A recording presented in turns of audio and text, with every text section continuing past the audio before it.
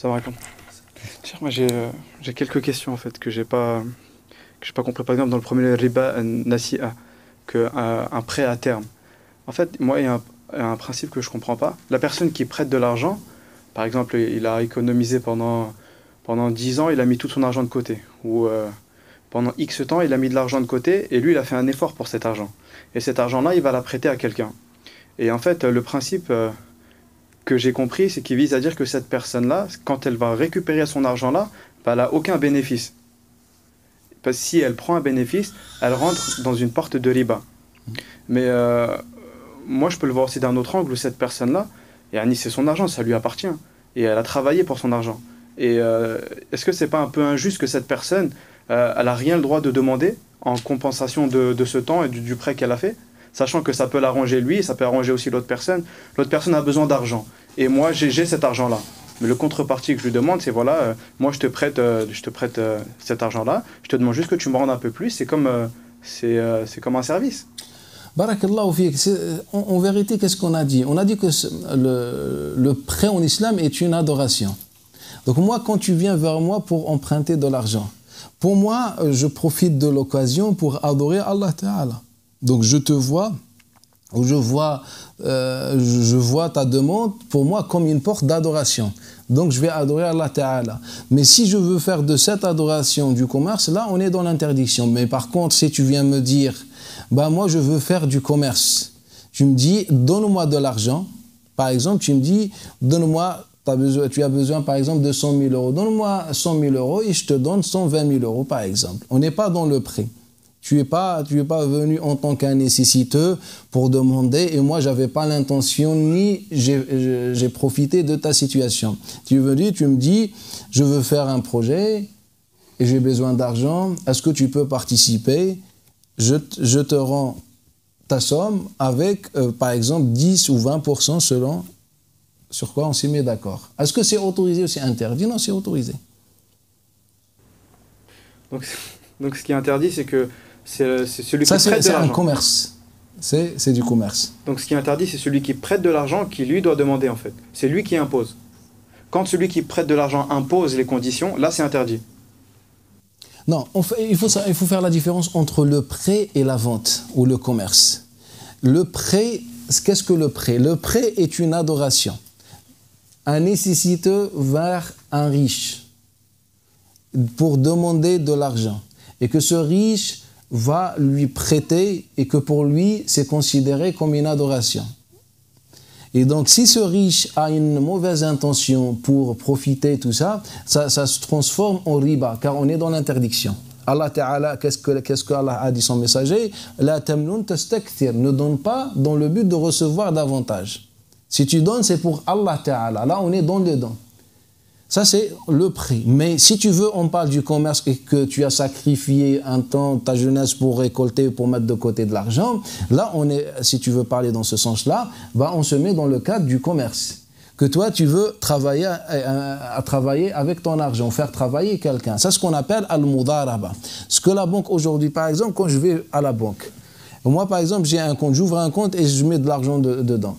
Et qu'à chaque année, ou je ne sais pas, et je reçois un intérêt, un pourcentage. Est-ce que cela est interdit ou autorisé? La pire catastrophe que j'ai pu voir dans la jurisprudence islamique et la défaite dans notre jurisprudence islamique actuelle moderne, c'est que c'est interdit. Ça n'a aucun sens. En islam, ça s'appelle al-mudaraba.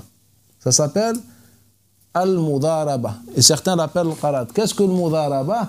Al-mudaraba, c'est comment dire, c'est qu'il y a un commanditaire et un commandité. C'est-à-dire, moi, je participe, je fournis les fonds, je participe avec l'argent, et que toi, c'est le travail. Tu prends cet argent, débrouille-toi, et moi, je veux un pourcentage. Cela, il n'y a pas de divergence. Il n'y a pas de divergence, c'est un commerce licite en islam. Donc, c'est ça ce que la banque fait. Moi, je vais mettre dans mon compte de l'argent. Et je sais que la banque utilise cet argent. De toute façon, ce n'est pas mon problème. Moi, à la fin de l'année, à chaque année ou chaque moment, je reçois des intérêts. Ça, c'est un commerce licite, autorisé. Ça n'a aucun sens de dire que c'est interdit. La seule chose qu'ils ont utilisée, et ça montre qu'on est vraiment malheureux dans notre dîn, le dîn des hommes, et pas le dîn de Muhammad sallallahu alayhi wa sallam, c'est qu'ils nous ont dit au final, tu es toujours gagnant. La banque peut gagner comme elle peut perdre en utilisant cet argent. Mais moi, toi le client, tu es gagnant. Alhamdulillah, c'est la grâce d'Allah Ta'ala. Ils ont dit que c'est interdit à cause de ça. Mais moi, je vous dis que le prophète a fait la même chose. Le prophète sallam a fait la même chose.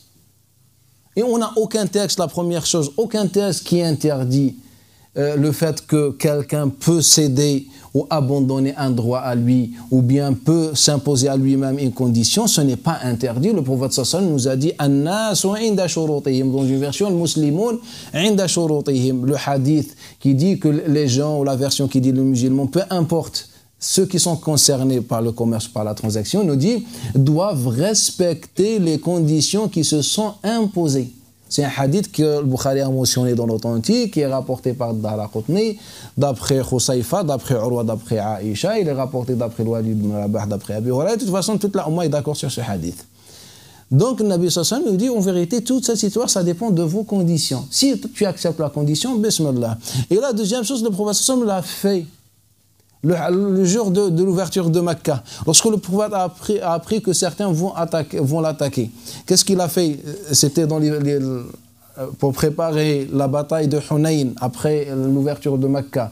L'imam Abu Daoud dans Sunan nous rapporte d'après Abdul Aziz ibn Rufay', d'après Umayya ibn Safwan ibn Umayya, d'après son père, que le prophète sallallahu alayhi wa sallam il a dit à Safwan, il demande à Safwan ibn Umayya, a'inna bisila, aide-nous ou bien prête-nous tes armes, car Safwan n'était pas encore musulman.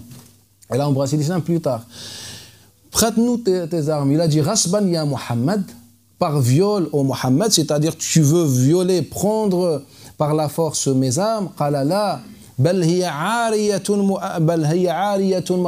Non, c'est un prêt avec garantie.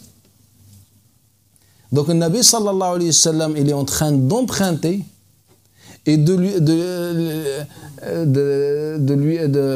d'imposer à sa propre personne une condition. Car en général, dans le prêt, la personne n'est pas, ou bien quand j'emprunte quelque chose, par exemple un objet, je ne suis pas garant. C'est-à-dire dans le cas où cet objet lui arrive quelque chose, ou bien casse, ou je ne sais pas, il n'y a pas de garantie. Donc qu'il n'y a pas de négligence, c'est le juge qui établit des choses. Et donc le Nabi sallallahu alayhi wa sallam va s'imposer à lui-même une condition. Il lui dit, c'est un prêt madmoun, avec garantie. C'est-à-dire, si je te casse tes armes, dans ce cas-là, je te rembourse. Sachant que le Nabi sallallahu alayhi wa sallam a interdit, dans le hadith d'Amr ibn Shayb, d'après son père, d'après son grand-père, et le hadith de Abi Umama al-Bahili, le Nabi sallallahu alayhi wa sallam a interdit la garantie dans le prêt. A interdit la garantie dans le prêt. Mais là, on voit que le Nabi sallallahu alayhi wa sallam l'a autorisé. Donc, qu'est-ce que je dois comprendre? Je dois comprendre qu'en islam, il ne faut pas qu'on prenne texte, ou bien un texte isolé des autres textes. Il faut qu'on prenne le système économique, ou bien les hadiths pour comprendre les systèmes économiques. Ce n'est pas ce qu'on a fait jusqu'à aujourd'hui. Aujourd'hui, chaque école ou chaque savant prend un hadith ou un texte et il essaie de le comprendre seul. Et puis un autre texte, et là on a dépanné pour construire un système économique musulman, alors que ce n'est pas musulman. On n'a jamais essayé de prendre tous les textes de Nabi sallallahu alayhi wa sallam pour comprendre par quoi le prophète a commencé et l'objectif de Nabi et les moyens que Nabi sallallahu alayhi wa sallam s'est donné pour réaliser ce système. Donc on a juste commencé à étudier quelques hadiths comme ça. Donc là, dans cet exemple, Nabi sallallahu alayhi wa sallam l'a interdit, c'est-à-dire interdit la garantie dans le prêt, mais il est dans l'histoire avec Safwan ibn Umayya, il le fait, il fait le contraire. Quelle est la conclusion dans ça? La conclusion, c'est que il est autorisé à un homme de délaisser un de ses droits dans une opération commerciale. Il est autorisé à l'homme de s'imposer une condition. Et ce que la banque fait, la banque te dit, en tout cas, tu as par exemple, je ne sais pas, entre nous 5% par mois, ou bien par an. Dans tous les cas, tu as 5%. Ben, alhamdoulilah, c'est un commerce autorisé. Le prophète sallallahu alayhi wa sallam a autorisé ce genre de conditions. Quel est le problème? Donc, quel est le problème? Donc, on est dans cet exemple. Si tu veux faire du commerce, tu veux gagner avec ton argent, bah dans ce cas-là, tu mets ton argent dans le commerce. Tu lui dis, je ne te donne pas un prêt, mais on fait al-mudaraba, je te donne cet argent, fais ce que tu as à faire avec, ce n'est pas mon problème, et tu me donnes les 20% et ce n'est pas un prêt. Je ne comprends pas trop, mais c'est la même finalité en fait. Non, ce n'est pas la même... Ça veut dire la même finalité. Non, la différence, c'est au début. La différence, c'est que ton intention, ce n'était pas d'adoration. Et que la personne qui est venue vers toi, elle n'est pas venue pour demander, faire emprunter de l'argent. Là, tu lui dis, c'est pour faire du commerce. Donc, il y a une conscience différente. D'accord. Juste deux choses, cher. Si on prend le même exemple d'une personne qui a gagné sa vie, mais maintenant avec de l'or, est-ce qu'il a le droit de prêter de l'or, par exemple, ou de dire à cette personne que quand tu vas me rendre de l'or, tu vas me rendre plus d'or? Parce qu'on avait vu que... Là, si on parle du prêt, que ce soit l'or ou la monnaie ou n'importe quel autre objet, c'est interdit, car c'est une adoration, le prêt. Mais si on parle du commerce, c'est autre chose. D'accord. Et la dernière chose, c'était sur al-riba al-fadl. Vous avez dit que par rapport au hadith, c'était sur 4 choses. L'or, l'argent, et sur 6 choses. Ouais. L'or, l'argent, et puis le reste... L'or, c'est la nourriture. D'accord. Et vous avez dit que l'or, l'argent, c'est pas comme la monnaie, parce que l'or et l'argent, elle a une qima, elle a une valeur intrinsèque. Mais si on prend d'autres produits qui ont des valeurs intrinsèques, on les considère pas comme l'or et l'argent, mais c'est la même chose. Si on peut prendre l'émeraude, par exemple, ou on peut prendre le rubis, les diamants, ou X choses, ce sont des produits qui ont des valeurs, aslan. Ouais. Et pourquoi il y a une différence? Pourquoi on ne fait pas un qiyas sur l'or et l'argent, sur le rubis, même le pétrole? Le pétrole, il a une valeur. Non, c'est ça le problème, nous, chez les chouïrs musulmans, c'est qu'ils prennent à chaque fois un sujet isolé. Moi, je veux comprendre, si je veux comprendre cette histoire ou ce thème, je dois comprendre tout le dîn avant que je m'intéresse à ce thème. Je dois comprendre vraiment le dîn, le Coran et le hadith, tous les hadiths de Nabi sallallahu alayhi wa sallam et la personne de Nabi pour que je puisse comprendre un sujet. Et c'est comme ça qu'on doit faire, je pense, dans tous les sujets de dîn. Donc pourquoi je cherche à parler de... Non, le Nabi sallallahu alayhi wa sallam était dans un système économique. Qu'est-ce que je suis en train de dire? Que le Nabi sallallahu alayhi wa sallam était dans un système économique dans lequel il y avait de l'injustice, etc. Il y avait du capitalisme d'une manière ou autre, bref. Et que le Nabi sallallahu alayhi wa sallam voulait une réforme. La première réforme, qu'on ne voulait pas que des gens détiennent le pouvoir sur le marché.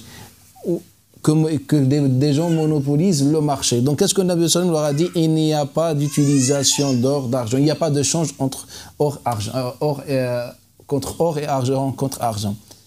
Car qu'est-ce que le prophète a fait en réalité? Le prophète nous a dit une chose qui est tellement importante et tellement, comment dire, elle est tellement importante, mais on l'a même pas considérée. Lorsque le prophète sallallahu alayhi wa sallam te dit ne vends pas un dinar contre un dinar, sauf main à main, tu dois te dire quoi? Que ce que le prophète autorise à travers ce hadith n'a aucun sens, aucune utilité.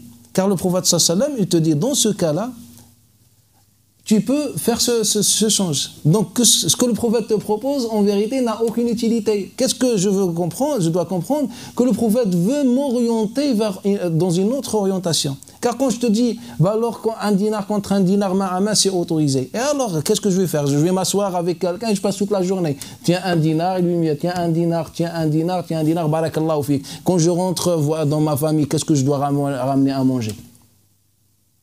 Et donc le prophète voulait nous dire, voilà, fermez la porte de cela. Maintenant, la deuxième étape. On ne voulait pas du capitalisme dans l'économie islamique. Deuxième chose, Nabi sallallahu alayhi wa sallam voulait un système plus sain.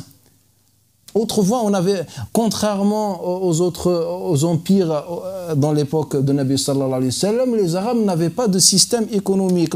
Les Arabes n'avaient absolument aucune économie. Rien du tout, les Arabes. Un Arabe, il n'a rien du tout. Sa famille, ses enfants ont faim. Qu'est-ce qu'il fait? Il enlève son rida, il va au marché, il vend son rida. Un jour, son pantalon, il va vendre son pantalon, tout simplement. S'il a des chaussures, il va vendre ses chaussures. ses chaussures contre de la nourriture. Donc on n'est pas face à un système économique. Et l'islam ne peut pas se lever, ne peut pas atteindre son degré en se basant, en suivant ce chemin. Donc le Nabi sallallahu alayhi wa sallam voulait un système plus un système de monnaie. On a une monnaie et on a de la marchandise. On a des gens qui fournissent, on a des producteurs et on a une monnaie pour alimenter la production plus tard. Et on est dans ce cycle-là. Et donc, c'est ça ce que le prophète sallallahu alayhi wa sallam cherchait. Donc maintenant, on n'est plus dans... Est-ce que c'est une chose de valeur, une chose... Moi, j'ai essayé d'expliquer la position des écoles, mais je suis allé plus loin pour comprendre un peu les textes de Nabi sallallahu alayhi wa sallam. Donc, si un jour on vit dans cette situation avec ces objets que tu as évoqués, là, on peut reparler de la même manière. Il n'y a aucun problème. Cheikh, juste une dernière chose. Vous avez dit que le prophète sallam, que parmi les hikmahs de l'interdiction de riba, c'était que l'or et l'argent, c'était vraiment ce qui régissait le monde au niveau des richesses. C'était avec ça que les gens ils pouvaient bloquer les autres personnes. Non. Mais actuellement, c'est plus avec l'or et l'argent que les gens ils bloquent. Donc on va orienter notre vision sur ça aussi. Actuellement, c'est avec la monnaie. C'est avec l'argent qu'on a. Non, mais moi j'ai donné l'exemple, j'ai expliqué pourquoi. Mais maintenant l'argent, si tu es riche et tu gardes ton argent dans tes poches, qui est le perdant final, toi ou la société? C'est toi.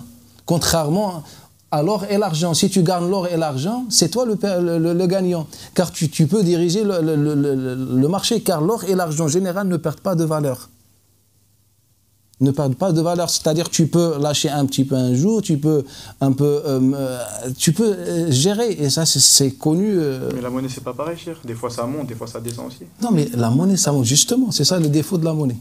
Que tu dois toujours travailler avec la monnaie pour garder une certaine valeur.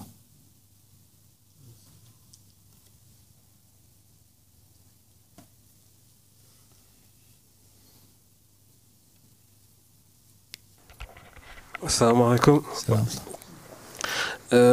Cher, vous avez dit que donc le prophète Mohammed sallallahu alayhi wa sallam avait l'idée de justement préserver le marché afin de ne pas créer d'injustice et de monopole donc. Mais quand on voit aujourd'hui la monnaie elle se repose sur l'or et l'argent. Aujourd'hui la monnaie qu'on utilise, le système monétaire se base toujours sur l'or et l'argent. Donc, et le marché en lui-même, il y a toujours cette idée de monopole, d'injustice, étant donné que ceux qui sont en place, ils ont la main mise sur l'or et l'argent, et ils nous donnent une monnaie à utiliser, si vous voulez, qu'on peut déprécier, par exemple, d'un pays à un autre. Le dollar a régi pendant longtemps, grâce au pétrole, justement, on l'avait adossé au pétrole. Il a régi pendant longtemps la monnaie internationale.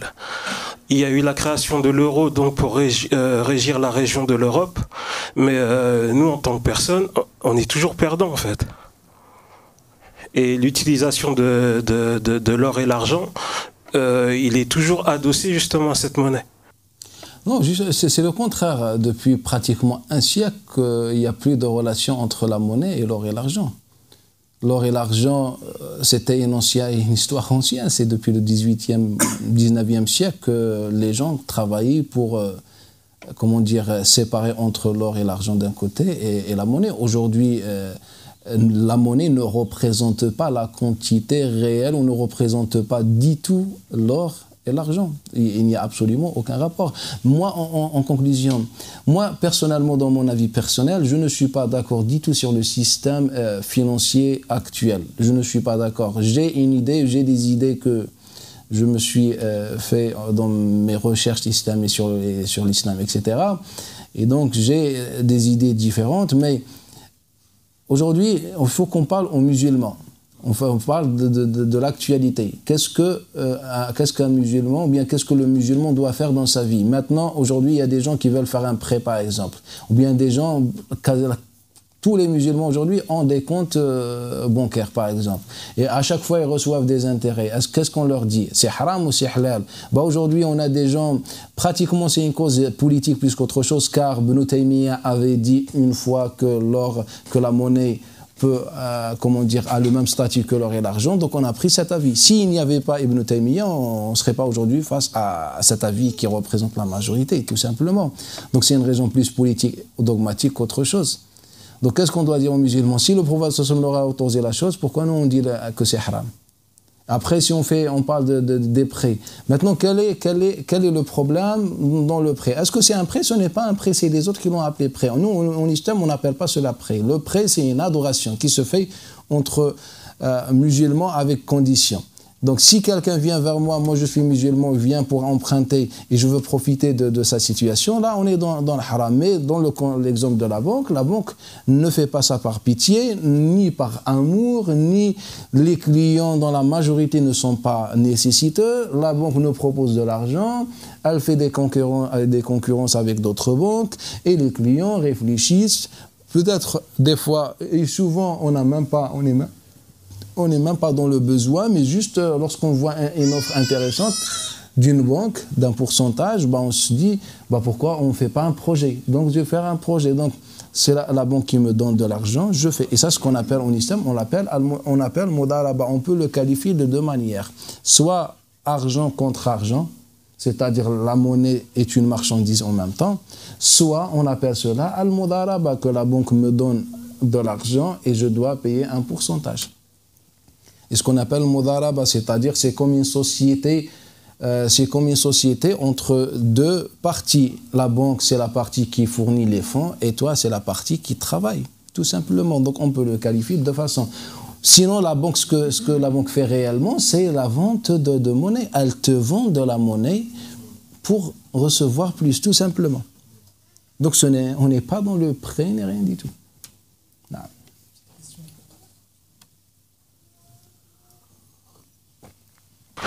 Juste par rapport à l'adoration. Si par exemple quelqu'un il fait un commerce et on lui demande de lui prêter par exemple, je sais pas moi, des vêtements, dans le sens il lui avance, c'est une adoration aussi? Non, quand on parle du prêt, on ne parle pas ni d'or ni d'argent, on parle de toute chose qui peut être prêtée. D'accord. Ça veut dire même s'il lui même rend si dans une autre valeur. Et j'attends un retour, là on est dans le riba. Ok. C'est par rapport aux banques islamiques, ceux qui disent que c'est une... Pour les banques islamiques, Inch'Allah, on va faire une assise que pour les banques islamiques. Quel est le statut des banques islamiques? Est-ce qu'elles sont légitimes ou pas? Car c'est un sujet intéressant.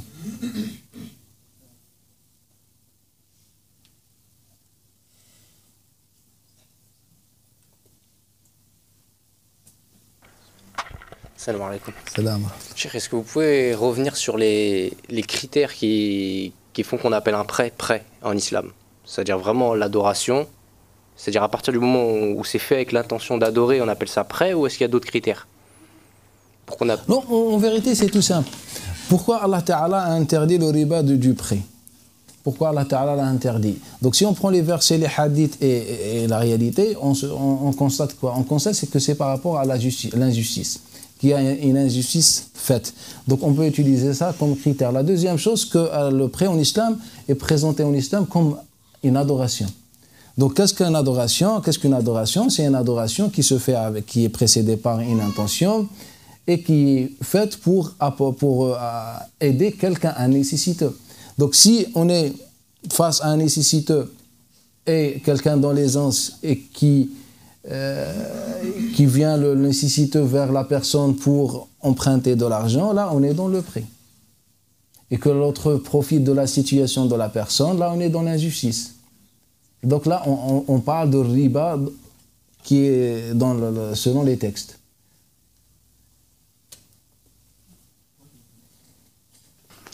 Cheikh, moi je voulais revenir sur la qualification de nécessiteux.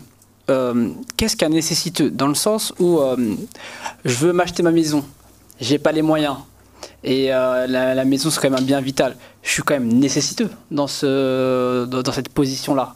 J'ai besoin qu'on me prête, sinon je suis en incapacité totale d'acheter ma maison.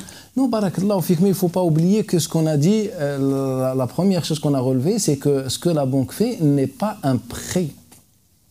C'est une démarche, c'est une opération commerciale. Et c'est juste, nous, on veut l'appeler prêt, car tellement on a été envoyé par ça, donc on dit prêt, on est forcé à dire prêt. Ce n'est pas un prêt. On n'est pas dans le prêt. Là, on est sorti, déjà quand on parle du prêt, là, on est sorti du thème, on est sorti du contexte. La banque fait du commerce. Nous, on achète de l'argent. et on rembourse de l'argent. Et eux, ils gagnent avec nous de l'argent, tout simplement. Donc, quand tu vas faire un prêt, ton objectif, c'est quoi? C'est d'acheter une somme. Et l'objectif de la banque, c'est de te vendre une somme.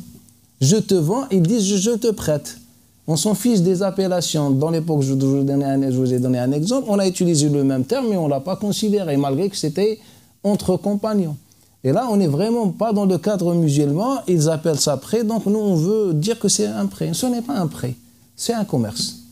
Donc moi, je vais acheter de l'argent pour tout ça. Et ça, il y a sans divergence que c'est autorisé. Toutes les écoles, il n'y a pas des avis qui indiquent comme quoi ça pouvait être haram ou pas ce type d'opération dans le commerce. Le type, pour expliquer, tu parles de ce qu'on appelle prêt. Non, là, je parle vraiment du commerce, c'est-à-dire vraiment la banque, ce que fait la banque actuellement. Maintenant, la question, une banque te vend de la monnaie contre la monnaie. Sur ce point, il n'y a absolument aucune divergence. La seule divergence qui existe, ce n'est pas une divergence d'interdiction ou d'autorisation. Est-ce que c'est déconseillé ou juste autorisé et qu'il n'est pas du tout déconseillé? C'est le fait de rajouter un temps, c'est-à-dire de la monnaie contre une monnaie à terme. Et que certains savants comme Malik et d'autres ont dit que c'est déconseillé, mais on n'est pas dans l'interdiction. Et on n'a aucun texte qui dit le contraire. Si les compagnons et le prophète sallam ont déjà fait ça, pourquoi c'est déconseillé? Peut-être ils l'ont déconseillé, c'est certains savants, pour fermer les portes. Sinon, ça reste autorisé.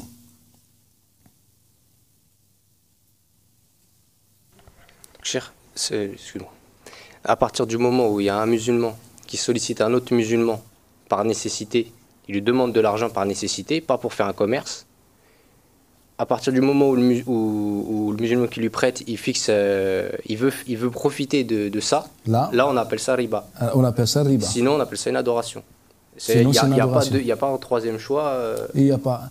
Oh, écoutez, le sujet de riba, wallah, c'est un sujet trop simple. C'est plus que simple.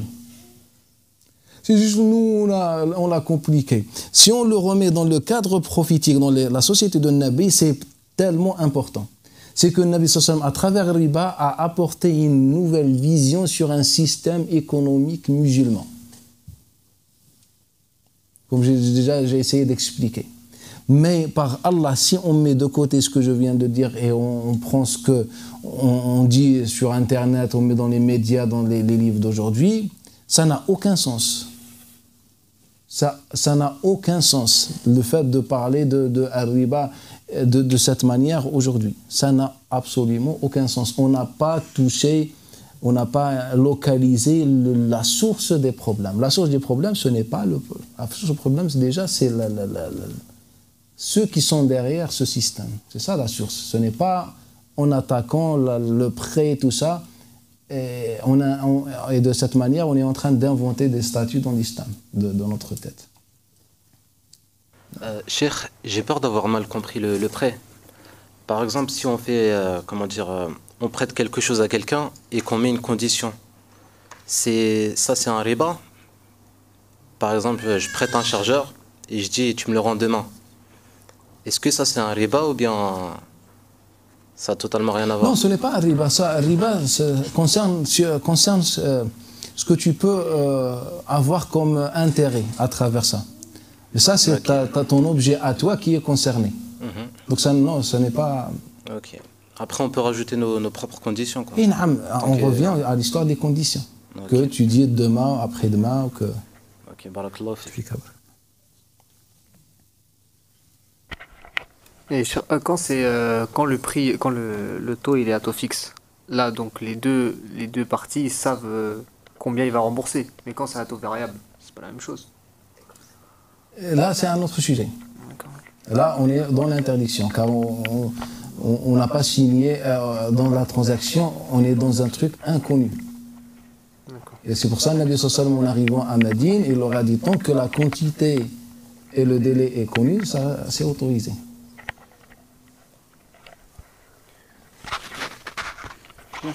Si je comprends bien, le riba actuellement, on ne peut plus dire quasiment qu'il existe, parce qu'il n'y a quasiment plus personne qui prête de l'argent par adoration. C'est rare de trouver quelqu'un qui te dit « je te prête une telle somme parce que tu es mon ami ou parce que je le fais pour Allah ou ce genre de choses. Même si on trouve, c'est très rare. Donc la majorité des ribas qui sont peut-être dans le Coran ou dans les hadiths, ils existent quasiment plus. Dans la pratique. Dans la pratique. Non, en fait, dans le Coran, comme j'ai essayé de donner quelques raisons pourquoi le riba est interdit en islam. Et ces raisons, elles sont, comment dire, elles sont un peu souples. Maintenant, si on parle vraiment du temps cadre, le prêt existe. Par exemple, toi, tu parles, selon ton entourage, par exemple, que c'est rare pour toi. Sinon, la communauté musulmane compte plus d'1 milliard, s'ils sont musulmans. Est-ce que cet acte est rare dans cette communauté, par exemple? Maintenant, ce qu'on veut dire, le problème, c'est la banque. Et c'est que vers la banque, ou bien la banque qui représente le pourcentage important dans ça. Il y a, Akhi, que tant qu'il y a lorsqu'il y a une chose interdite dans le Coran, est-ce que cette interdiction doit rester dans toutes les générations, toutes les sociétés, tous les endroits pour que ça soit valable dans le dîn? Non. Allah Ta'ala peut interdire une chose, mais que cette chose n'existe pas, par exemple, dans cette région, mais elle existe dans une autre région, et pas dans cette génération, elle existe dans une autre génération. Ça ne veut rien dire. Moi, je pense que dans ce sujet, il faut orienter ce sujet et la vision vers ce que le prophète sallam cherchait à appliquer, et non sur certains détails qui n'ont absolument aucun sens. Il y a juste une chose que je ne comprends pas. La personne qui prête avec une adoration, ça veut dire que il fait ça ta'abboudan, et en même temps il fait ça avec une adoration, et en même temps il va prendre de l'argent. Moi j'ai pas dit qu'il faut qu'il mette une intention. Ce qu'on appelle un prêt, et que les deux sont d'accord que c'est un prêt, ça c'est un prêt. Quand tu viens vers moi pour demander de l'argent, moi je sais que je suis quelqu'un qui a de l'argent par exemple, et je sais que ta demande c'est ce que tu es venu pour demander, emprunter de l'argent, et moi, pour moi, je t'ai prêté de l'argent, et au final, j'attends juste que tu rembourses la somme. Mais ce que la banque fait aujourd'hui, la banque ne fait pas de prêt à la banque, elle te vend de l'argent. C'est un système d'argent, de commerce, de monnaie. Ce n'est pas un système naïf qui aime le monde et qui veut propager le bien et le khayr. Il faut être conscient. Ouais, non, c'était vraiment même en dehors de la banque, parce que même quand on voit le châtiment de celui qui fait le riba, quand tu es dans l'injustice, on se dit que le riba c'est pas une obligation pour celui qui le demande ou celui qui le donne, mais par contre le châtiment il est azim en fait quand on lit le Coran et on regarde les hadiths. Mais si on revient à l'époque de Nabi sallam et on se pose la question pourquoi le prophète a interdit le riba, et on étudie les raisons, là j'ai donné juste un aperçu, sinon ce sujet il est prévu, on va les détailler bien dans le programme de cette année Inch'Allah Ta'ala dans le module de finances et économiques, tout ça, on va détailler. Si on prend le riba dans son cas, dans la société de Nabi sallam, là on comprend que c'est vraiment une réforme, et on comprend que c'est vraiment une menace qui peut détruire le système que Allah ou bien le prophète sallam a proposé à l'humanité. Mais dans ce cadre-là, mais aujourd'hui, vu comment on l'a réduit, ça n'a aucun sens aujourd'hui.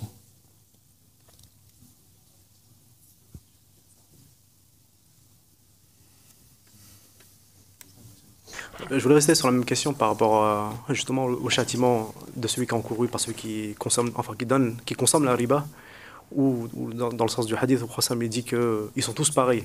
Est-ce que c'est vraiment au sens littéral du terme qu'ils sont tous pareils, celui qui consomme la riba et celui qui donne la riba, ou c'était juste une menace du prophète sallam pour éviter que ce système soit entretenu? Si on prend ces textes, c'est normal que le riba c'est un acte qui se fait avec comment dire. Plusieurs personnes participent de faire cet acte. Donc tous ceux qui participent sont concernés par le châtiment. C'est comme par exemple ce que le prophète a dit sur l'alcool. Celui qui vend, celui qui porte, celui qui le fabrique ou celui qui le consomme sont tous des participants. Donc ils ont tous le même péché. Et j'ai juste une question par rapport à ceux qui se positionnent en disant que le prêt aujourd'hui du système occidental, on va dire, qu'il assimile au prêt islamique. On a vu la différence. Comment eux, ils arrivent à résoudre le problème? Par exemple, quelqu'un qui... je vais à l'étranger, je change ma monnaie européenne en monnaie locale, et ils prennent un surplus. Et ils justifiaient cela en disant que c'est un service que l'établissement bancaire a fait pour toi. Je prends 100 € en France, je vais le changer à l'étranger, ils me donnent, je sais pas moi, 110 $. Non, en fait, non, ils sont plus escrocs que ça. Non, et c'est ça ce qui est malheureux. C'est qu'ils nous ont dit, en vérité, tout ce que les gens pensent que c'est haram. Ce qui est étrange, c'est que cette fois, contrairement aux autres fois, on s'est basé uniquement sur le raisonnement d'un homme comme nous. C'est que juste un homme, le tout premier dans l'histoire islamique qui a dit ça, par exemple, c'est Mohammed Hassan Shibani. C'est-à-dire juste un homme, et puis Ibn Taymiyyah plus tard. C'est-à-dire un homme nous a dit que ça, c'est le riba. Donc toute la Ummah se prive, toute la Ummah passe par la crise à cause de la vision d'un homme. Et des fois, on leur dit, Allah a dit, le messager a dit, je ne sais pas, et ils ne sont pas encore convaincus. C'est ça ce qui est malheureux. Et donc après, en se basant sur un raisonnement humain, ils nous ont dit, bah voilà, chaque monnaie locale est une monnaie indépendante. C'est-à-dire chaque monnaie c'est comme l'or et chaque monnaie c'est comme l'argent. C'est-à-dire le change d'or contre l'argent est autorisé. Car ce sont deux monnaies différentes. Et donc, une monnaie locale contre une autre monnaie locale est autorisée. C'est comme l'or contre l'argent.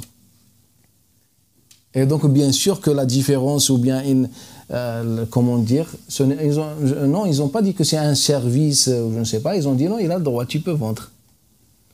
Même quand vous allez dans les pays étrangers, il y a des gens, des courtiers qui travaillent que dans ça.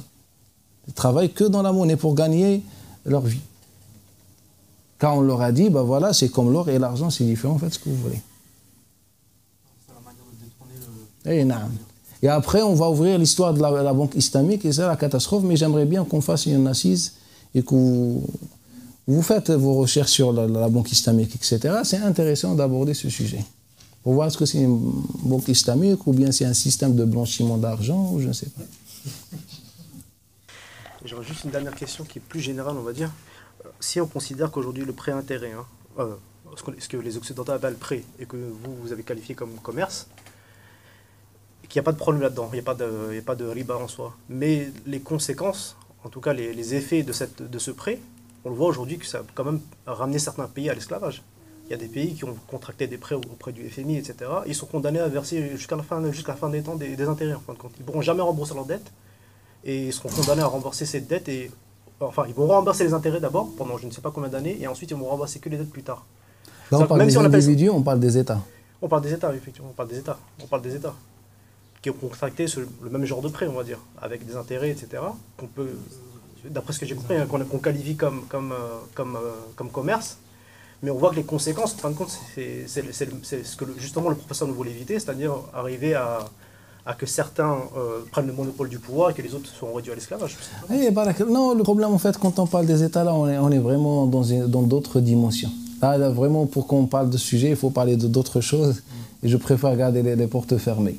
Mais si on parle des individus, c'est la cause dans notre assise aujourd'hui. C'est pour ça que je disais, qu'est-ce que les musulmans peuvent proposer? Moi, par exemple, je ne suis pas d'accord avec ce système financier. Maintenant, qu'est-ce qu'on peut proposer? Mais là, quand je pose cette question, je me pose déjà cette question, je me vois comme quelqu'un qui est en train de rêver. Car là, maintenant, on ne s'est pas mis d'accord encore sur comment on rentre à la mosquée, par la tête ou les jambes ou les mains. Non, je pense que les musulmans ont au minimum des milliards d'années de retard. C'est des sujets plus grands que nous aujourd'hui. Là, on est vraiment dans ça, ou bien même... Si on dépasse les limites, là, on est en train de parler d'islam, c'est l'islam de la paix, l'amour, le voisinage, les fleurs, etc., la récolte, l'écologie, tout ça. Là, on est encore beaucoup... malheureusement. Maintenant, le problème, c'est le système financier actuel. Mais maintenant, déjà pour parler de ça, il faut proposer l'alternative.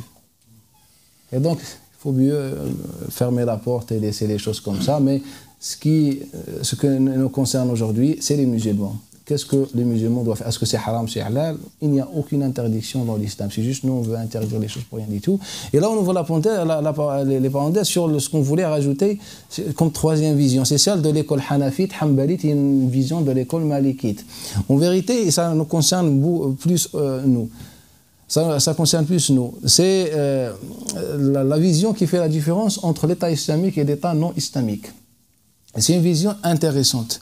Et c'est une vision majoritaire. La majorité de la Ummah de l'islam a fait la différence dans le riba, je parle dans le riba, a fait la différence, bien dans les transactions financières, tout ce qui est finance, a fait la différence entre le pays, ou bien l'État islamique ou l'État non islamique. Et ça, c'est l'école hanafite, sans divergence. C'est l'école hanbalite, sans divergence, comme il rapporte l'imam Ibn al-Muflih, comme il rapporte l'imam Mirdawi fil Insaf, comme il rapporte Mohamed bin Abdullah al-Samiri fil Mustaw'ib, comme il a dit l'imam al-Kharqi. De toute façon, il n'y a pas de divergence entre les hanbalites sur ce point. Et c'est l'avis aussi d'Ibn Rushd al-Jadd dans le Muqaddimat, c'est parmi les malikites, c'est l'avis de Shawkani, c'est l'avis de beaucoup de savants de... Bref, c'est l'avis, si on fait des statistiques, c'est l'avis majoritaire qui nous dit qu'il n'y a pas de riba dans un pays non islamique. Il n'y a pas. Donc même si on se met d'accord, là maintenant, même si on se met d'accord et que riba, il y a bien riba ici, même si on se met d'accord que riba existe et comme elle a été qualifiée, il nous dit cet avis. Quand tu es dans un État non islamique, il n'y a pas de riba. Pour quelle raison? Il nous dit car le système de finance en islam dépend de l'État islamique, c'est-à-dire fait partie du travail du gouverneur et de la loi islamique. C'est-à-dire ce n'est pas une loi qui concerne les individus. Non, c'est une chose qui concerne la collectivité et la société. Donc il nous dit cet avis que quand tu n'es pas dans un pays non musulman, il n'y a pas de riba pour toi. Et ça concerne quand on est dans l'état, quand on n'est pas dans l'état de guerre, c'est-à-dire on est en paix, on est dans un pacte, comme on dit l'aman ou dhimma ou peu importe. Et sur ça c'est l'avis, on dit quasi majoritaire de l'école hanbalite, sauf une erreur de certains savants, comme il rapporte l'imam al-Mirdawi qui a fait la différence. Sinon, dans l'école hanbalite, tous sont d'accord, ils nous ont dit que ce sujet concerne les non-musulmans avec qui on est en paix. C'est-à-dire, il n'y a pas de guerre.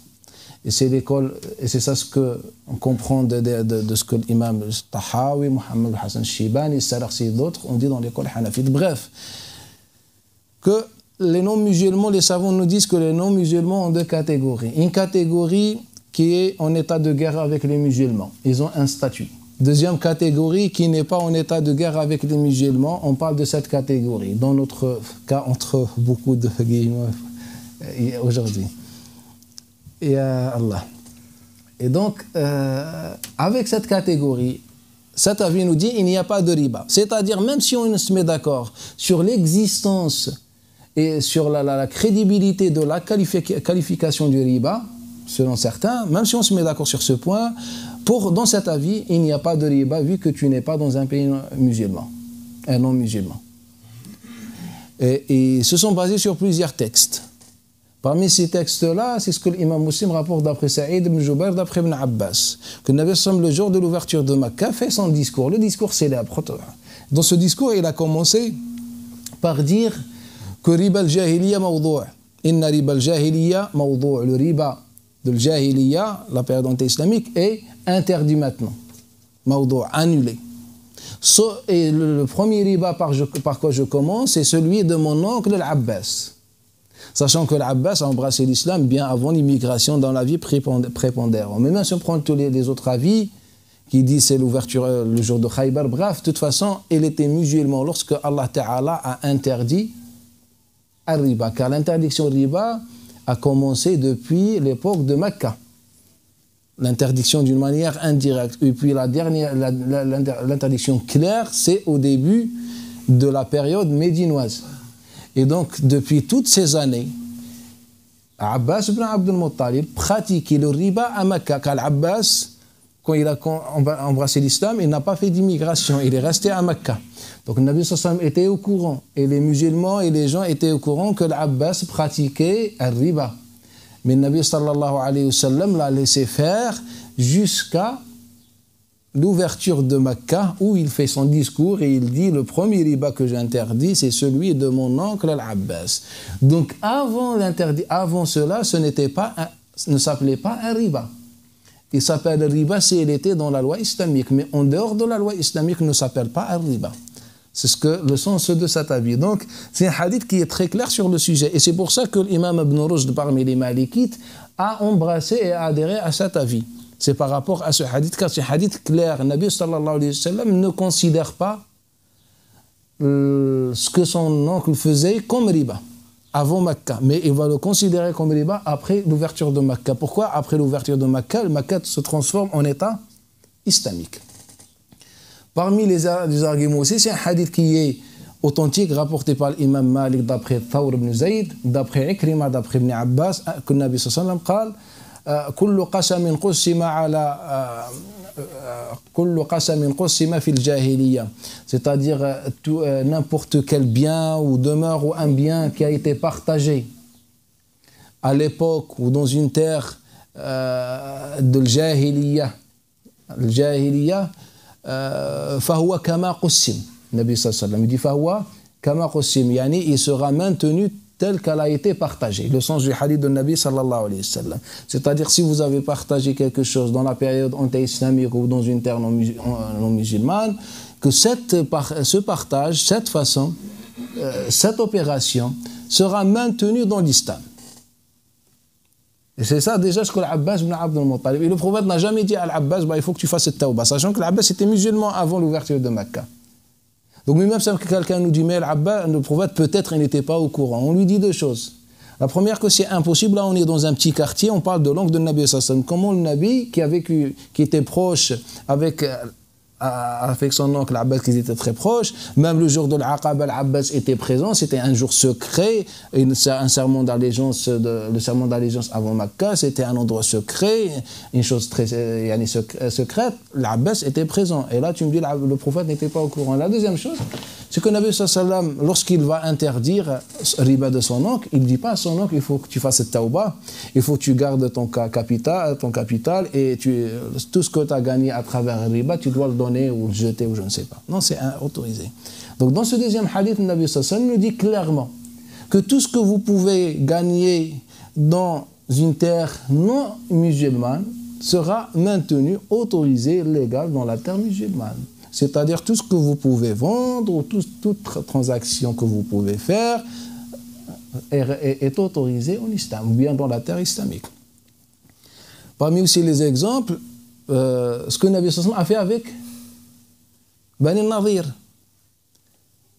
Nabi sallallahu alayhi wa sallam, le jour où il a expulsé Bani Nadir de Medina, dans le hadith que rapporte l'imam al-Bayhaqi, d'autres d'après Simak, d'après Ikrima, d'après Abdullah ibn Abbas, ils ont dit, Ya Rasulallah, tu vas les expulser alors qu'ils ont des dettes qui ne sont pas encore remboursées. Et là, car les Juifs étaient des gens très puissants.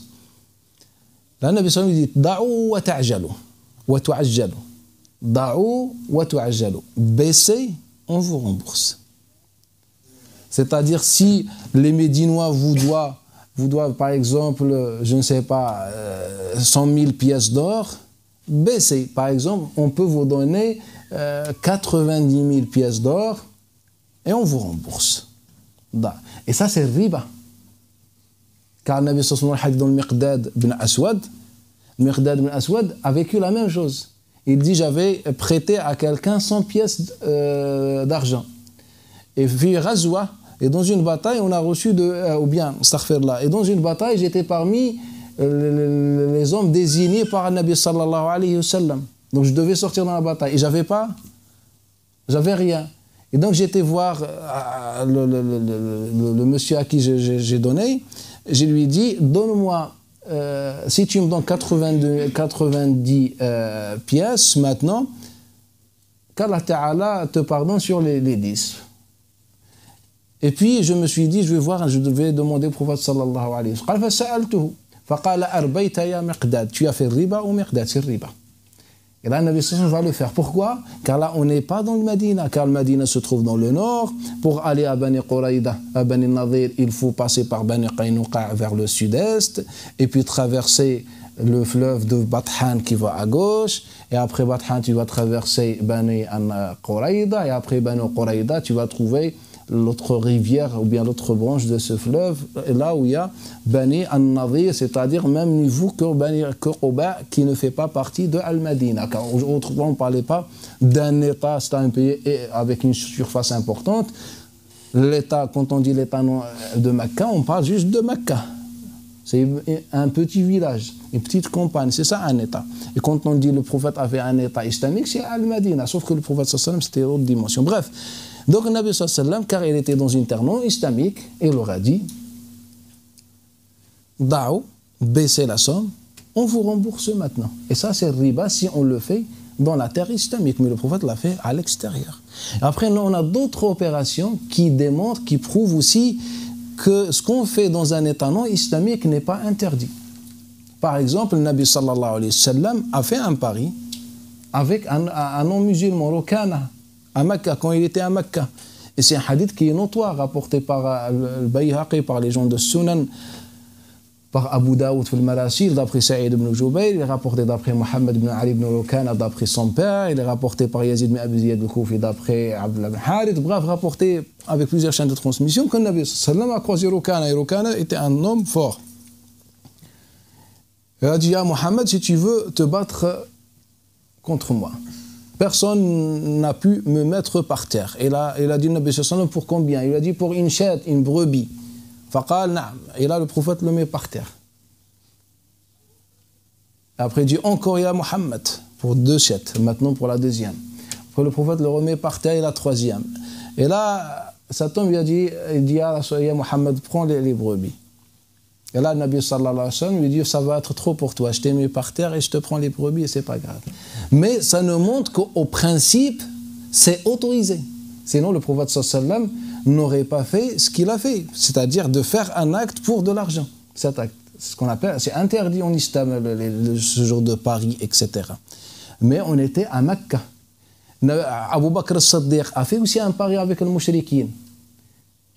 Parce qu'Allah Ta'ala a fait descendre à la fin de Mecca, de la période de Mecca, a fait descendre Surat al-Rum, dans laquelle Allah Ta'ala annonce que les Romains vont gagner contre les Persans. Là, les compagnons, en faisant confiance en Allah Ta'ala et au verset, dont Abu Bakr Siddiq, il est parti voir Quraysh. Il leur a dit que les Romains ont perdu, mais ils vont gagner. Et là, ils se sont mis d'accord sur une somme d'argent. Certains disent que c'était environ 100 chameaux.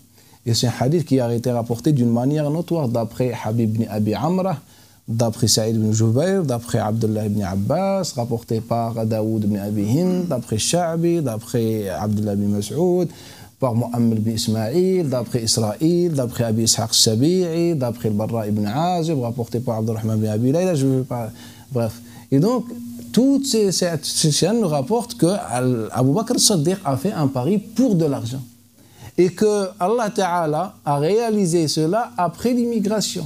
Et que Abu Bakr as-Siddiq a consulté un Nabi sallallahu alayhi wa sallam. On a une version qui dit que le prophète lui a dit donne ce qu'ils t'ont donné aux Najaib, c'est-à-dire aux chameaux. C'est une version faible ou bien mensongère. Sinon, le reste, les autres versions nous montrent qu'Abu Bakr as-Siddiq a bien fait ça et que le prophète était au courant. Il lui a dit, le prophète même, le prophète il lui a dit, si j'étais à ta place, j'aurais dit dans 1 an, pas dans 5 ou 10 ans, selon les 2 versions différentes. Et donc, le Nabi sallallahu était au courant, il a accepté ce pari pour l'argent, etc. Et ça ne pose aucun problème.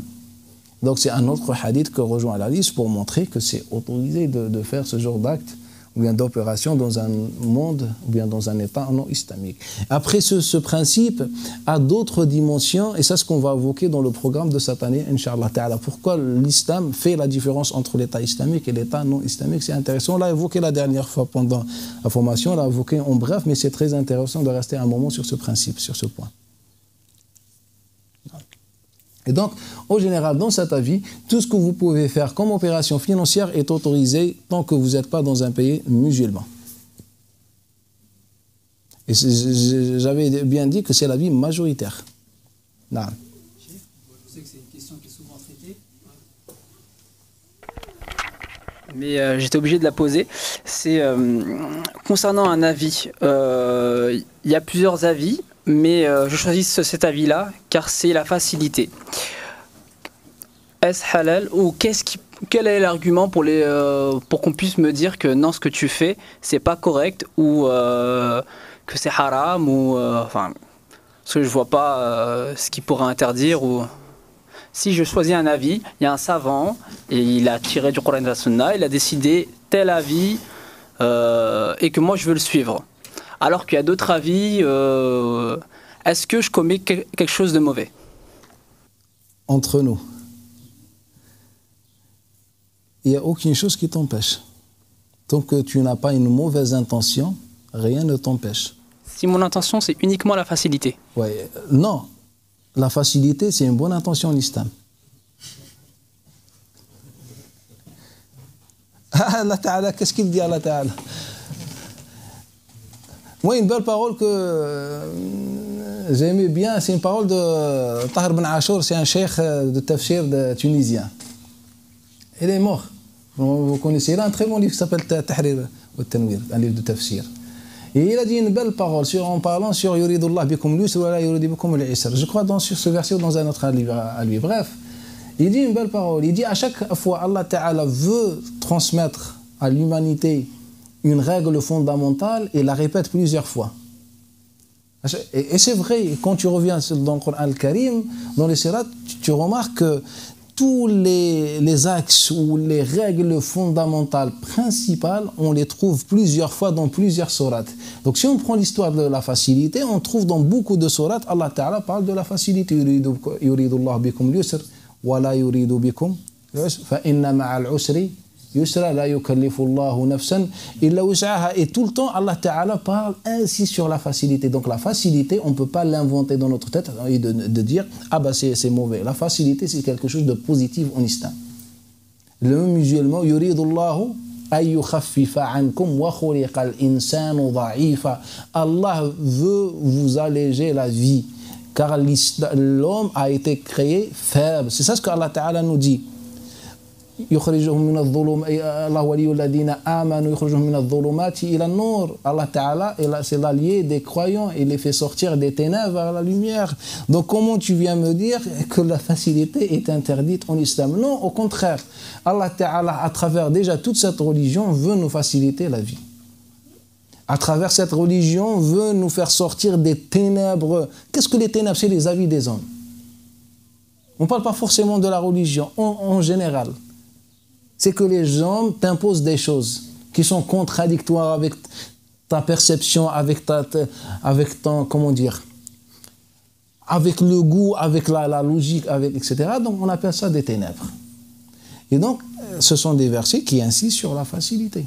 Donc si tu trouves une facilité, la mauvaise intention dont je parlais, c'est le fait de vouloir falsifier, de dire et d'être obsédé par ça. C'est-à-dire, un jour, moi par exemple, je suis n'importe quelle école et puis je vois que cet avis m'intéresse, me facilite la vie, ou je ne sais pas, dans mon travail, ou dans je ne sais pas une démarche que je veux faire, je le prends.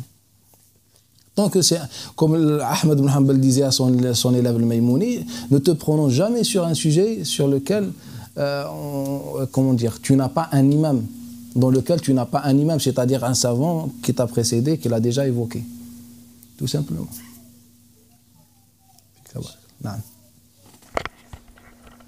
On comprend comment alors la parole des savants qui disent le faire de la facilité, je veux dire réunir tous les avis faciles dans des écoles, comment on peut comprendre cette parole-là? Non, ça s'appelle talfiq.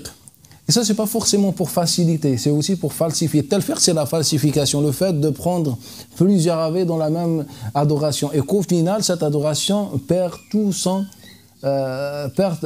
image. Là, on est dans le talfiq. Là, mais dans l'exemple, c'est quelqu'un qui cherche une facilité, bismillah. Non.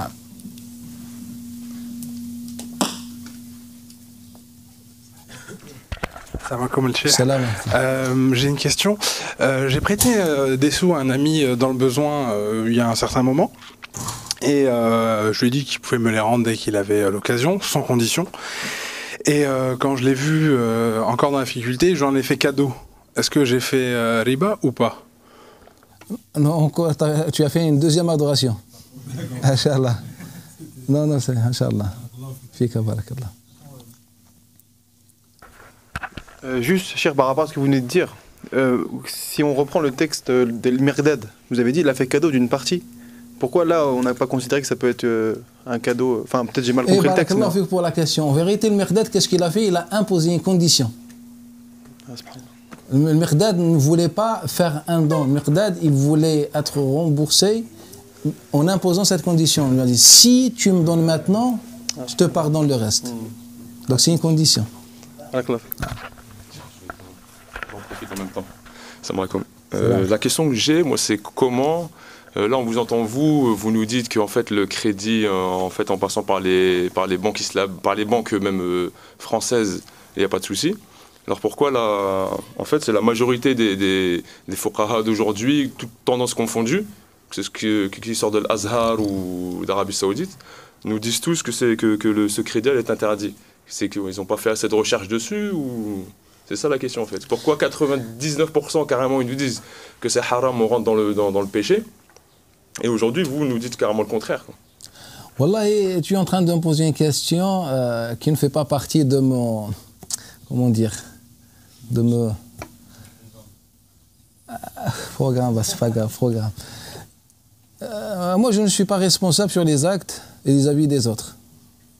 On n'a pas que... Moi, par exemple, je ne constate pas que ce problème. Il y a encore beaucoup de problèmes et qui sont plus graves. Mais maintenant, à chaque fois, il faut qu'on me pose la question, mais pourquoi les autres... Allah Ta'ala alam. Mais ce qui est sûr, c'est que sur cet avis, c'est un avis... moi, je vous dis, s'il n'y avait pas Ibn Taymiyyah, on ne serait pas aujourd'hui face à cet avis. Hein. C'est Ibn Taymiyyah qui a prononcé, et puis vu Ibn Taymiyyah est, comment dire, apprécié par certains, beaucoup de monde, tout ça, aujourd'hui, c'est la vie. Et que les musulmans, malheureusement, après si on parle de la majorité des musulmans, les musulmans, leur dîne, c'est quoi? C'est les médias, bien quand ils veulent faire le pèlerinage, ou regarder les médias qui sont, comment dire, qui sont attachés à, vous savez qui. J'ai une dernière question. Il me demande si on peut faire crédit à la banque pour acheter des appartements et les louer. Wallah, si on dit que c'est autorisé, c'est pour que ça soit pour les louer ou pour toi ou pour je ne sais pas. Il n'y a absolument aucune interdiction. J'aimerais bien, moi, si peut-être vous connaissez quelqu'un qui n'est pas d'accord avec ce que je dis, j'aimerais bien que vous lui proposez, Inch'Allah, et qu'on fasse une assise, bi'idhnillahi ta'ala, et qu'on fera une autre assise, et vous serez... Tout ça, l'objectif, c'est quoi? C'est l'objectif d'écouter toutes les versions, mais ensemble. Pas derrière un écran, c'est facile.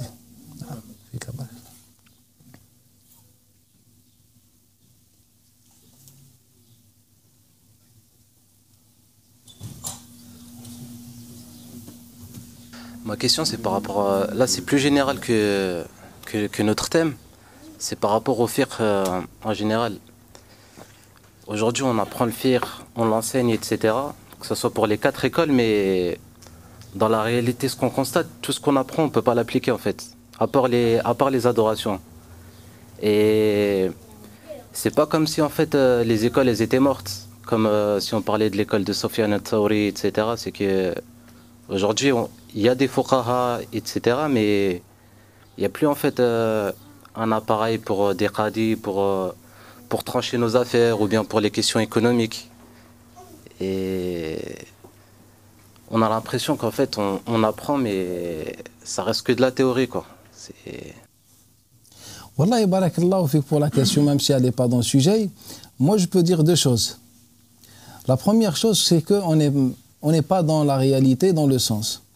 Raconte une petite histoire. C'est quelqu'un qui appartient à une tendance connue. Et que dans cette tendance, on préfère appeler les gens souvent au tawhid, l'unification, selon eux, tawhid. Et puis, on a dit ça, c'est par rapport à lui. C'est comme un élève qui est... ou bien je reste sur Tawhid. Donc, si vous remarquez, à chaque fois on fait un cours, ou bien cette tendance fait un cours, de la cheikh, s'il parle de l'héritage, il faut qu'il revienne sur Tawhid et l'innovation. S'il parle de l'histoire, il faut qu'il revienne sur ça. S'il vous parle, je ne sais pas, même s'il est en dehors de Din, il est en train d'enseigner aux enfants les maths, par exemple, physique ou chimique, il faut qu'il revienne sur ce sujet. Et donc, aujourd'hui, ce qu'on fait, on fait la même chose dans les autres domaines et disciplines. Tu as étudié le fiqh au bled, donc tu dois enseigner le même fiqh qu'on t'a enseigné. Et après, tes élèves vont faire la même chose, et de cette manière. Donc, on n'est plus dans la réalité. Au final, comment cette personne va sortir, on ne sait pas. C'est quelqu'un qui maîtrise tous les avis, les petits détails, etc., mais ils n'ont absolument aucun rapport avec le monde réel. Et c'est ça. Même quand vous étudiez le commerce, vous étudiez, je ne sais pas, par exemple, le chapitre de riba, on vous enseigne quoi? On parle du blé, on parle de ça, de le mode, on parle de quoi? On parle de ça. Si on étudie l'impureté, on parle de quoi? On parle de la peau, ou les poils des ânes, des bêtes, est-ce que sont purs, sont pas purs. Lorsqu'on parle, je ne sais pas, de l'impureté, on dit le dirham de barl, la quantité de l'impureté considérée en islam, c'est qui fait la taille de dirham, le dirham de barl. Mais qu'est-ce que le dirham de barl? Après, on va devoir vous raconter l'histoire de Barl, que c'était un homme juif. Non, en fait, c'est une histoire de Qobros. Non, c'est Barl, c'est autre chose. Et donc, c'est ça le fiqh en islam. Ça n'a absolument aucun sens. Quand on vous parle de tayammum, c'est la même chose. Quelle est la distance? Certains disent c'est mail, c'est combien le mail, c'est 3. On est vraiment pas dans la logique. On n'est vraiment pas dans la logique. Et quand tu fais al-adhan et tu dis hayya ala salat, tu dois tourner ta tête alors que le micro, il est là. On n'est plus dans... Tu dois tourner ta tête. Pourquoi? L'objectif, c'est pour faire entendre plus de monde. Barakallahu fik, c'est une belle sagesse. Mais tu laisses le micro ici pour appliquer la soi-disant sunna pour toi. Donc tu tournes ta tête pour faire entendre le mur, pas les gens. Et donc c'est ça le fiqh. Et ça, c'est pratiquement, ce fiqh, il est enseigné partout. Et avec ces gens, qu'est-ce que tu attends de ces gens-là? Et après, ils vont s'appeler cheikh. Ils vont parler de tous les sujets de din, c'est ça. Donc ça, c'est un problème fondamental. Et le deuxième, on a perdu même le sens de la réalité dans notre dîn. Il y a des choses qui sont claires, des choses fondamentales dans le dîn qu'on laisse de côté. Je vous donne un exemple. Quelqu'un, il vient débattre avec l'imam Saïd ibn al-Musayyib. Il lui dit que dormir dans la mosquée est interdit. Mais maintenant, si je vous dis dormir est interdit, qui peut me contredire? Qui peut me donner un argument, une contre-argumentation? Dormir dans la mosquée est interdit. Qui peut me prouver que c'est autorisé? Non. Ah, des compagnons ont dormi à la mosquée? Quel compagnon? Donne-moi un nom. Ali ibn Abi Talib, Abu Toula. Qui a rapporté ça? Mahmoudine, pas moi. Hadith la règle. Nabi sallallahu alayhi wa sallam, لما سماه Abu Toura. La règle. Ouais. Et quand il avait le problème avec Fatima, etc. Mais qui a rapporté ça? La règle que vous avez apprise que tout est autorisé jusqu'à preuve. Barakallahu fik, mais regardez Saïd ibn al-Musayyib. Moi, la réponse de Saïd qui m'intéresse. Il vient débattre avec lui, est-ce qu'on peut dormir ou pas dans la mosquée? Lui dit non. Saïd ibn al-Musayyib dit, et qu'est-ce qu'on fait avec la sofa? Tu as une construction entière qui témoigne, qui te dit, on m'a construit pour dormir. Et toi, tu viens me dire que c'est interdit. Là, l'argumentation de Saïd, c'est quand on est... voilà la réalité. Et c'est ce que Malik disait à chaque fois dans Al-Muwatta. On parle d'une réalité et tu viens dire, mais non, voilà, j'ai un texte qui dit le contraire. Donc c'est ça le problème au final qui touche la Ummah.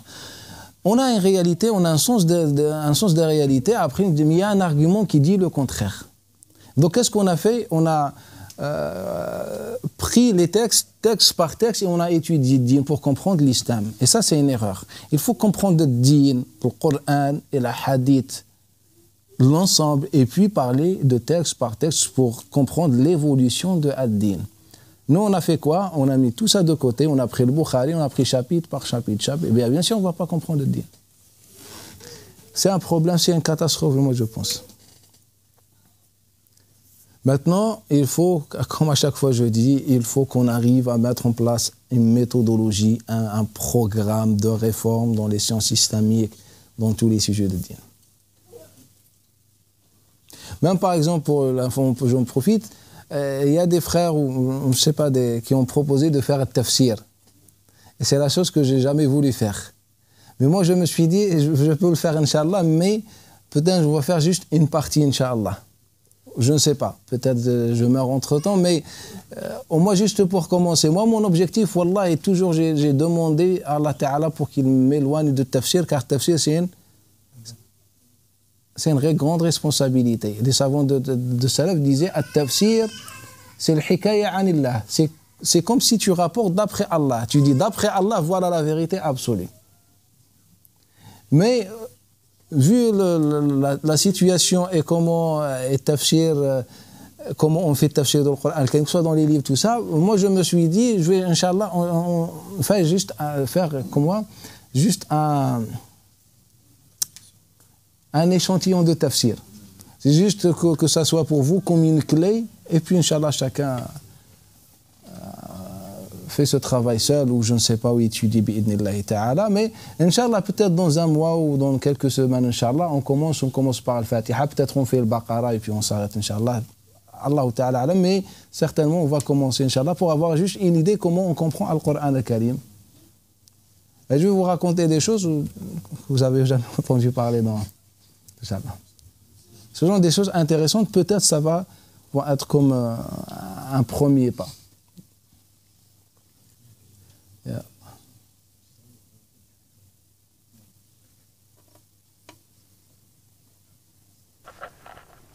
Moi, je voulais vous demander, Chir, en fait, en conclusion de tout ce qu'on a vu, c'est qu'en fait, tous les avis qu'on a à propos du riba, du crédit, etc., en fait, tout est un problème de définition des termes, en fait.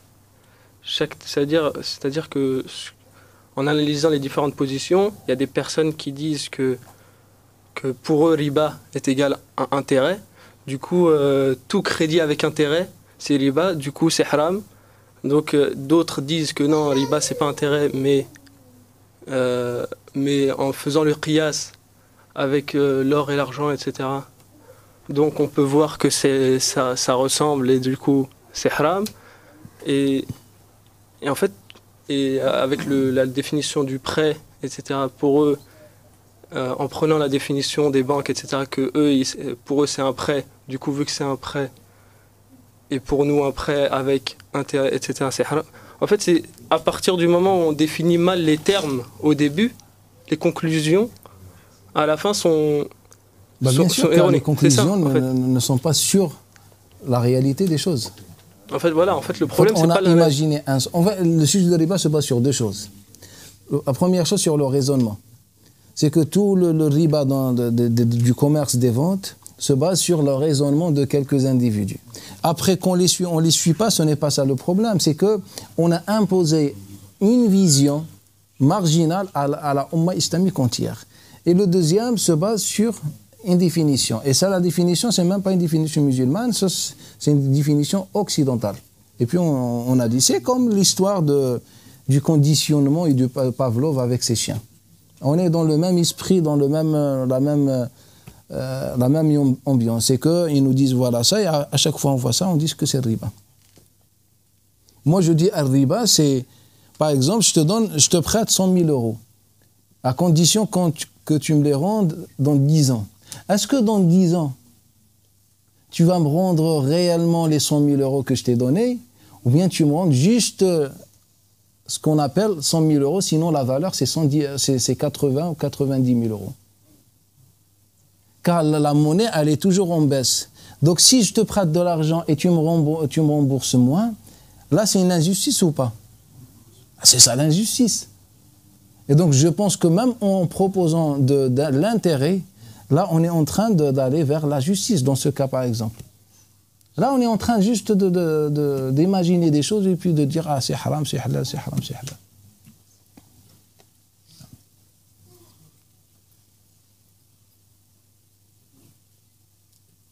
Il y a un sujet que tu m'as rappelé, Hussein, la dernière fois, c'est l'histoire de Omar ibn Khattab. C'est intéressant, juste pour clôturer le sujet, car c'est une parole qui est très célèbre. En fait, Omar ibn Khattab, il a dit, qu'est-ce qu'il dit en général? J'aurais bien aimé que le prophète sallallahu alayhi wa sallam ne soit pas mort avant qu'il nous explique le riba. En vérité, c'est une parole qui a été rapportée d'une manière notoire. Sauf que dans une version, il dit que c'est car le dernier verset, c'était le verset de riba. C'est ça ce que vous trouvez. C'est la parole de Omar ibn Khattab célèbre. Et ça, c'est la catastrophe. Nous, on vient de dire que le verset de riba est descendu au début de Medina, car il parlait de riba du verset de Al-Baqarah. Et donc, comment on peut dire que c'est le dernier verset descendu alors que c'est le premier verset à Médine? Moi, mais la catastrophe, pourquoi je voulais évoquer ça? Car je me suis rappelé, mais moi, l'objectif, ce n'est pas Omar ibn Khattab. En fait, l'objectif, c'est Abdullah ibn Abbas. Pour vous ouvrir une porte aussi importante qui touche nos sources islamiques. C'est que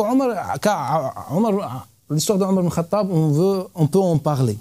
Car on a Abdullah ibn Omar qui rapporte d'après lui, on a Saïd ibn Musayyib, on a l'imam Sha'bi Amir ibn Shurahil, et on a Murra Abu Amr, le père de Amr. Donc on a environ 4 personnes dans ma connaissance qui rapportent d'après Omar ibn Khattab. Et les versions sont un peu différentes. Mais la chose la plus importante, c'est que l'Abdullah ibn Abbas était formel. Il nous a dit le dernier verset qu'Allah Ta'ala a fait descendre, c'est le verset de Riba. Le verset de Riba. Je voulais évoquer pour 2 choses ce sujet. La première chose, c'est que parfois on ne fait pas la différence entre ce qui est source islamique authentique et ce qui n'est pas source islamique, et c'est juste un avis d'un homme. Là, Abdullah ibn Abbas, il nous a dit c'est le tout dernier verset. Donc dans la théorie, Abdullah ibn Abbas est un compagnon et qu'il a assisté. Et qu'il témoigne que c'est le dernier verset. Il rapporte directement d'après Allah ou d'après le prophète sallallahu alayhi wa sallam ce que le prophète a vécu. Et ça, donc c'est ce qu'on voit ce qu'on comprend dans la théorie. Alors que dans la réalité, c'est tout à fait faux. Ce n'est pas exact. Le seul argument en islam doit être le Coran et ce que le prophète a prononcé. Et dans le tafsir du Coran al-Karim, la parole du compagnon n'est pas un argument pour votre information. Car, et ça on va le voir plus tard avec des détails. Car déjà dans cet exemple, Abbas témoigne que c'est le dernier verset. Alors que ce n'est pas le dernier verset, c'est le premier verset de Medina. Et lui, qu'est-ce qu'il dit? Mais pourquoi Abdullah ibn Abbas a dit? Car Abdullah ibn Abbas s'est référé à Omar ibn Khattab. Et que Omar ibn Khattab n'avait pas dit que c'est les derniers versets. Omar ibn Khattab, il dit, j'aurais bien aimé que le prophète nous a expliqué plus le hadith, ou bien le verset. C'est ça ce que Omar ibn Khattab a dit si on prend les versions majoritaires les plus authentiques. Et donc, qu'est-ce que je vais déduire? Qu'est-ce que je vais comprendre? C'est que le prophète n'avait pas assez de temps d'expliquer le riba. Donc, quelle est la conclusion? Que c'est le dernier verset descendu. Et donc, c'est Abdullah ibn Abbas qui a compris cette histoire. Il a dit que c'est le dernier verset. Et puis, les autres, tous ceux que j'ai évoqués, Sha'bi, Murra, Saïd ibn Musayyib, n'ont pas entendu Omar ibn Khattab. Ils ont tous entendu la parole de Abdullah ibn Abbas. Déjà, ils n'ont pas vécu dans la période de Omar ibn Khattab. C'est munqata, il y a une coupure. Et puis c'est propagé chez les Mufassirin que le dernier verset qu'Allah Ta'ala fait descendre, c'est ce verset. En se basant sur quoi? Sur la conclusion de Abdullah ibn Abbas. La conclusion de Abdullah ibn Abbas. Donc, je voulais juste vous dire qu'en général, la parole d'un compagnon reste une parole d'un savant, d'un mujtahid, et qui ne représente pas une parole absolue ou bien une parole révélée par Allah Ta'ala. Ça, c'est un sujet. Et le deuxième sujet, pour vous dire qu'Omar ibn Khattab n'a pas prononcé la parole, la fin, que c'est le dernier verset, etc. Sachant que sur le dernier verset, on a 3 avis. Et les 3 avis sont rapportés d'après les compagnons Ibn Abbas, Barra ibn Azib, Anas ibn Malik, Ibn Mas'ud. Le premier nous dit, c'est celui de Surat al-Baqarah. Le deuxième nous dit, c'est celui de Surat al-Baqarah, c'est juste après Ar-Riba. Et après, le troisième compagnon, il nous dit, non, en fait, c'est dans Surat al-Nisa, c'est dans Surat sur l'héritage. Alors que les 3 sont des compagnons. Ça nous montre quoi? Que ce sont des ijtihad, des compagnons et non des arguments. Donc, et ça s'applique aussi sur l'histoire de l'abrogation. Quand un compagnon te dit abroger ou pas abroger, on est dans un avis, dans une conclusion, un ijtihad personnel. C'est comme je vous ai donné l'exemple la dernière fois sur le siyam de Ashura. Que le Nabi sallallahu alayhi wa sallam dit, si Allah Ta'ala me prolonge la vie, je le jeûnerai l'année prochaine. Et c'est un hadith qui est rapporté par un musulman. Alors que ce n'est pas vrai, le prophète n'a jamais dit cette parole. Car le hadith commence que lorsque le prophète est arrivé à Médine ou je ne sais pas, le prophète n'a jamais dit cette parole dans ces conditions. Il nous dit que quand le prophète est arrivé à Médine, il a vu que les Juifs... En vérité, comme je vous ai expliqué avec les détails, que c'était la conclusion de Ibn Abbas, en se basant sur le témoignage de Abu Moussa, alors que le témoignage de Abu Moussa parlait d'autre chose, comme on a vu. Donc au final, ce n'est pas très sûr. Est-ce que vous avez autre chose?